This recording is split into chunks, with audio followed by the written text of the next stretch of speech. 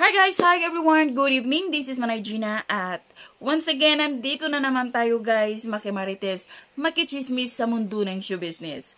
So guys, another mini vlog for today's video at ang ating pag-uusapan ay si Daniel Padilla. Napanood ko kasi ang interview ni Daniel na mayroong reporter na nagtanong dahil nga sa pagpasok ni Carmela dito sa mundo ng showbiz industry. Kung anong masabi niya, kung gaano katagal na pinilit siya ni Carmela. So ito guys, panoorin natin ang paliwanag ni Daniel Padilla. Well, gusto niya talaga. I just gave her the advice. You know, it's not gonna be easy. The showbiz life is not easy. Sabi ko na sa kanya, dapat pumasok ka doon, buo ka na. Buo ang puso mo. Kilala mo ang sarili mo. Diba? Kasi maraming magtitig ka sa'yo kung sino ka. So, yun lang eh. Swerte sa nandito ako para bantayan ng dito niya.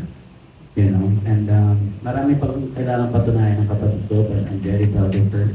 And nandyan na siya, nagsisimula na siya. And I'm just happy that she's really passionate sa kisinig ko. And I'm sure she'll make me proud. Hindi naman stage brother lang ang peg mo. We'll see. I don't know yet. Tignan natin. Hindi pa nagsisimula eh. So, ayan guys, diba? Ang sarap, no? Pag mayroong kang kuya.